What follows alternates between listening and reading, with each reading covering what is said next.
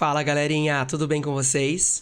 Nessa nossa aula, eu trouxe um assunto muito importante que aparece sempre nas provas do Enem, que é a radioatividade. Ela vai se encontrar dividida em 3 momentos. Parte 1 e parte 2, revisão teórica, e parte 3, resolução de exercícios anteriores. Bora lá? Bom, pessoal, inicialmente vamos definir o que é a radioatividade. É um fenômeno, natural ou artificial, na qual o átomo vai emitir ondas e partículas do seu núcleo na tentativa de se estabilizar. Então, vamos imaginar a seguinte situação. Eu tenho um núcleo que é instável, ele vai emitir partículas e ondas eletromagnéticas, e ao fazer isso, ele vai se transformar em um núcleo que é mais estável comparado ao inicial, tá? Então, o primeiro, ele não tem uma estabilidade muito alta, e o processo final, a tentativa, é de atingir uma maior estabilidade. Qual tipo de núcleo tem esse fenômeno radioativo presente? A grande maioria são núcleos pesados, tá? Que tem uma massa muito grande e, consequentemente, excesso de nêutrons. Porém, o fenômeno da radioatividade também acontece com núcleos de massa menor. Bora lá! Agora que nós sabemos, que o núcleo, para ele se estabilizar, ele emite partículas e ondas, é importante a gente compreender as características e as principais emissões. A primeira delas é a partícula alfa, que nada mais é do que o núcleo do hélio. A partícula alfa tem a seguinte natureza. O número de massa é 4 e a carga mais 2. Partícula beta. A partícula beta tem massa 0 e carga menos 1, e é o elétron. É estranho falar que o elétron sai do núcleo. O que acontece é que ele vem de uma desintegração do nêutron, tá certo? Nós temos a radiação gama, que é uma onda eletromagnética, não tem nem massa, nem carga. E nós temos também outras características presentes aqui, próton, nêutron e o pósitron. O próton tem massa 1 e carga 1, o nêutron tem massa 1 e carga 0, e o pósitron é a beta positiva, só que também pode aparecer o E, tá? Então, cuidado com a representação, mas a beta positiva é mais recorrente. Sobre as 3 primeiras, alfa, beta e gama, eu tenho 2 observações. A alfa, pessoal, ela também pode ser escrita como Hélio2+, perfeito? E ela tem o maior poder ionizante. Por que ela tem um poder ionizante grande? Porque ela tem uma carga positiva grande, então ela consegue tirar elétron das espécies. E a gama, pessoal, é uma onda eletromagnética. Então, ela tem a maior velocidade de propagação. E essa velocidade é igual à velocidade da luz no vácuo, que é o 3 vezes 10 à oitava metros por segundo. Maravilha? A alfa, beta e a gama são as mais importantes, mas próton e nêutron, e a pósitron também, acabam aparecendo em alguns momentos. Bora para o próximo tópico. Experimentos radioativos. O primeiro experimento radioativo que eu vou falar para vocês é o poder de penetrância. Das 3 principais emissões radioativas, alfa, beta e gama, a gama é a que tem o maior poder de penetrância porque ela é uma onda eletromagnética, então ela não tem nem massa nem carga, então ela consegue adentrar mais na matéria. A beta, ela tem um poder de penetrância intermediária, porque a beta tem massa 0, mas a sua carga ali é menos 1. Já a alfa tem um menor poder de penetrância, porque ela tem uma massa muito elevada e ela também tem uma carga muito elevada. Perfeito? Vamos para o próximo experimento. Desvio em placa polarizada.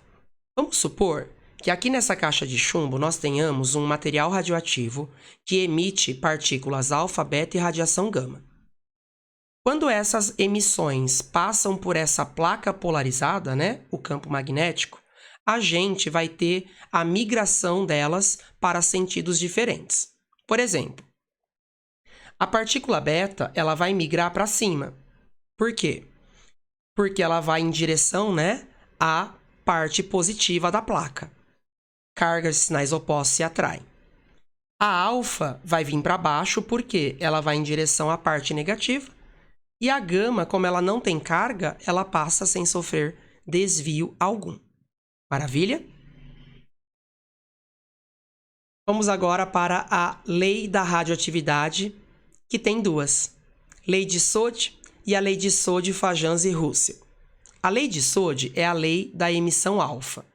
Vamos entender o que acontece quando um elemento, né, radioativo emite partículas alfa. Vou pegar o urânio. O urânio tem massa 238, número atômico 92. Ao emitir uma partícula alfa, que tem massa 4 e carga 2, ele vai se transformar em um novo elemento que eu não sei quem é, vou chamar de X. Como que a gente vai fazer o balanceamento? A gente tem que balancear em cima e depois embaixo. A parte de cima, aqui vai ter que ser 234. Por quê? 234, a hora que eu somo com 4, dá 238. E a parte de baixo, 92, 90, né, na verdade, para dar 92. Fechou. Agora, olha o que a gente pode fazer. Se eu for na tabela periódica e consultar o elemento 90, eu consigo descobrir que é o tório. Tá? Então, para você descobrir qual foi o elemento produzido numa série, né, de decaimento radioativo, é só você consultar a tabela periódica e verificar o número atômico. Vamos para de baixo, que é a emissão beta.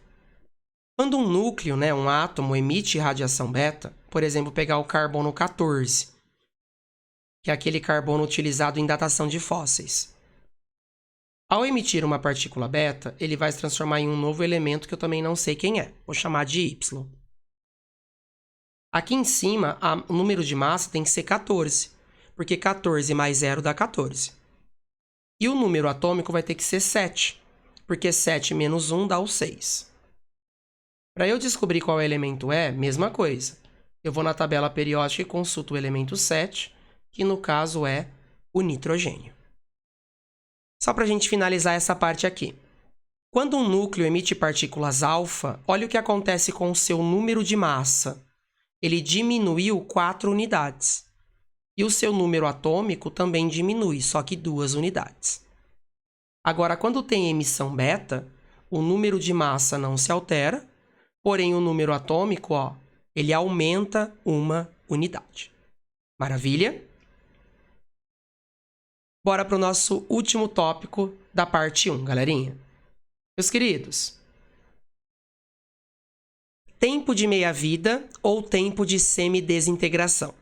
Galerinha, o tempo de meia-vida de um material radioativo é o tempo necessário para que a sua quantidade ou atividade caia pela metade.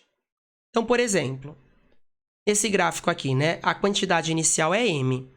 Hora que esse M cai para M sobre 2, que é metade, o tempo transcorrido é o tempo de meia-vida do material. E esse tempo de meia-vida, ele é sempre o mesmo. Então, por exemplo, do M sobre 2 para o M sobre 4, olha o tempo que passou. O mesmo tempo. Mesma coisa aqui, ó. M sobre 8 é metade.